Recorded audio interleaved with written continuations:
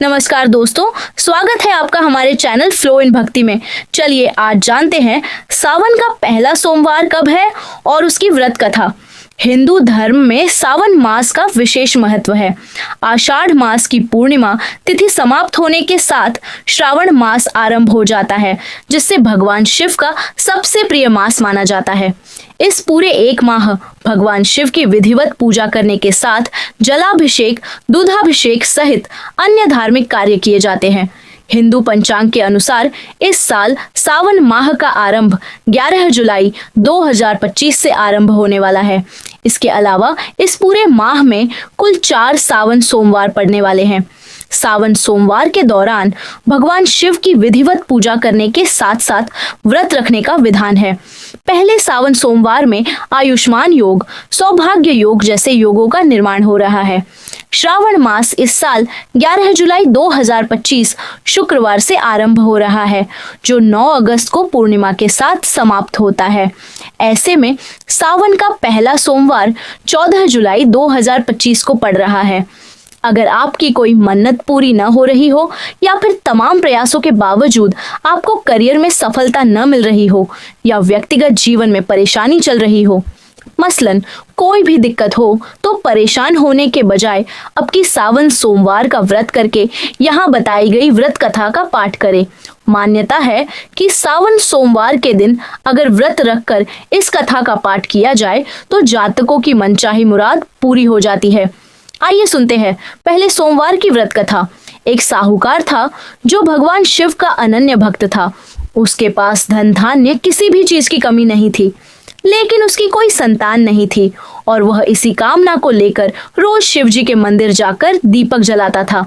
उसके इस भक्ति भाव को देखकर एक दिन माता पार्वती ने शिव जी से कहा कि प्रभु, यह साहूकार आपका अनन्य भक्त है।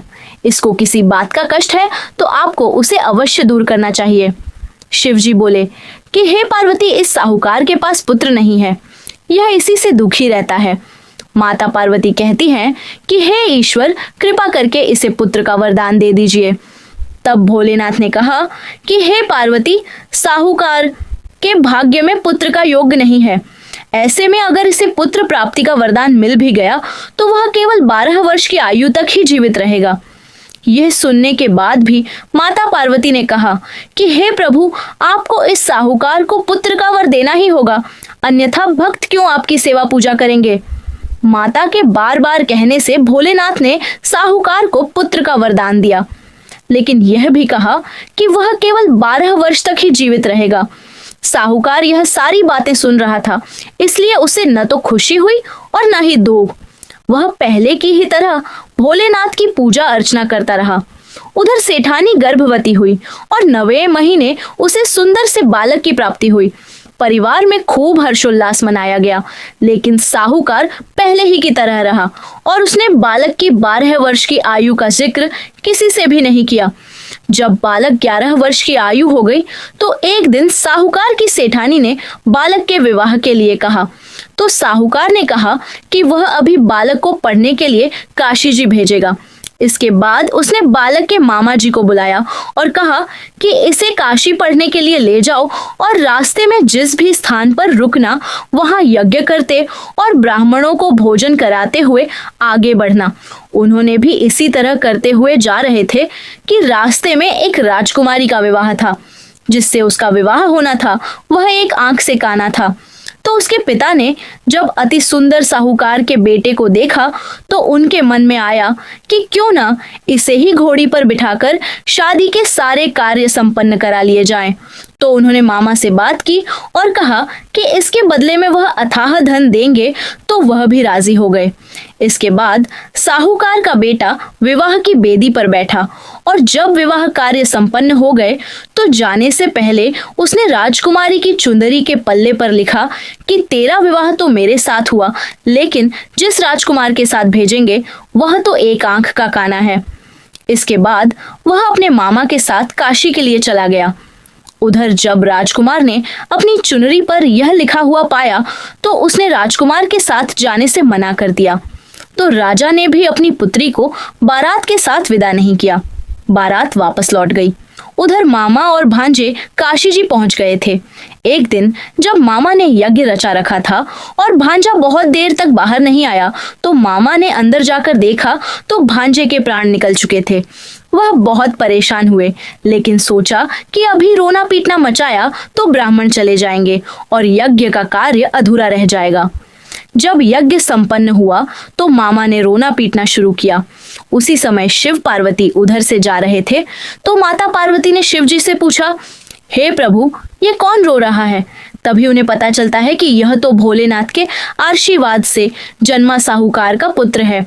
तब माता पार्वती कहती हैं कि हे स्वामी, इसे जीवित कर दें, अन्यथा रोते रोते इसके माता पिता के प्राण निकल जाएंगे।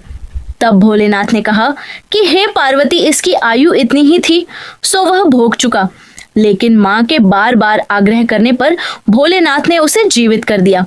लड़का ओम नमः शिवाय करते हुए जी उठा और मामा भांजे दोनों ने ईश्वर को धन्यवाद दिया और अपनी नगरी की ओर लौटे। रास्ते में वही नगर पड़ा और राजकुमारी ने उन्हें पहचान लिया। तब राजा ने राजकुमारी को साहूकार के बेटे के साथ बहुत सारे धन धान्य के साथ विदा किया। उधर साहूकार और उसकी पत्नी छत पर बैठे थे।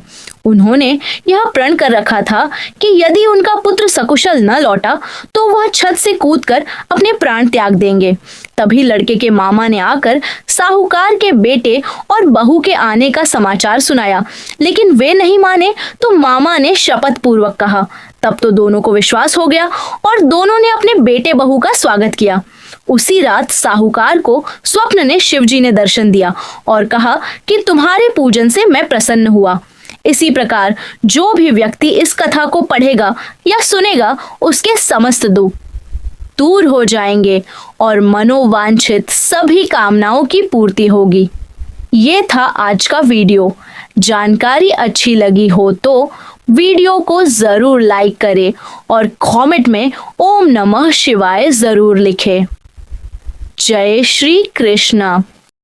ओम त्र्यंबकं यजामहे सुगंधिं पुष्टिवर्धनम् उर्वारुकमिव बन्धनान् मृत्योर्मुक्षीयमामृतात्। ओम त्र्यंबकं यजामहे सुगंधिं पुष्टिवर्धनम् उर्वारुकमिव बन्धनान् मृत्योर्मुक्षीयमामृतात्। ओम त्र्यंबकं यजामहे सुगंधिं पुष्टिवर्धनम् उर्वारुकमिव बन्धनान् मृत्योर्मुक्षीयमामृतात्। ओम त्र्यंबकं यजामहे सुगंधिं पुष्टिवर्धनम् उर्वारुकमिव बन्धनान् मृत्योर्मुक्षीयमामृतात्। ओम त्र्यंबकं यजामहे सुगंधिं पुष्टिवर्धनम् उर्वारुकमिव बन्धनान् मृत्योर्मुक्षीयमामृतात्। ओम त्र्यंबकं यजामहे सुगंधिं पुष्टिवर्धनम् उर्वारुकमिव बन्धनान् मृत्योर्मुक्षीयमामृतात्। ओम त्र्यंबकं यजामहे सुगंधिं पुष्टिवर्धनम् उर्वारुकमिव बन्धनान् मृत्योर्मुक्षीयमामृतात्। ओम त्र्यंबकं यजामहे सुगंधिं पुष्टिवर्धनम् उर्वारुकमिव बन्धनान् मृत्योर्मुक्षीयमामृतात्। ओम त्र्यंबकं यजामहे सुगंधिं पुष्टिवर्धनम् उर्वारुकमिव बन्धनान् मृत्योर्मुक्षीयमामृतात्। ओम त्र्यंबकं यजामहे सुगंधिं पुष्टिवर्धनम् उर्वारुकमिव बन्धनान् मृत्योर्मुक्षीयमामृतात्। ओम त्र्यंबकं यजामहे सुगंधिं पुष्टिवर्धनम् उर्वारुकमिव बन्धनान् मृत्योर्मुक्षीयमामृतात्। ओम त्र्यंबकं यजामहे सुगंधिं पुष्टिवर्धनम् उर्वारुकमिव बन्धनान् मृत्योर्मुक्षीयमामृतात्। ओम त्र्यंबकं यजामहे सुगंधिं पुष्टिवर्धनम् उर्वारुकमिव बन्धनान् मृत्योर्मुक्षीयमामृतात्। ओम त्र्यंबकं यजामहे सुगंधिं पुष्टिवर्धनम् उर्वारुकमिव बन्धनान् मृत्योर्मुक्षीयमामृतात् ॐ त्र्यम्बकं यजामहे सुगन्धिं पुष्टिवर्धनम् उर्वारुकमिव बन्धनान् मृत्योर्मुक्षीयमामृतात्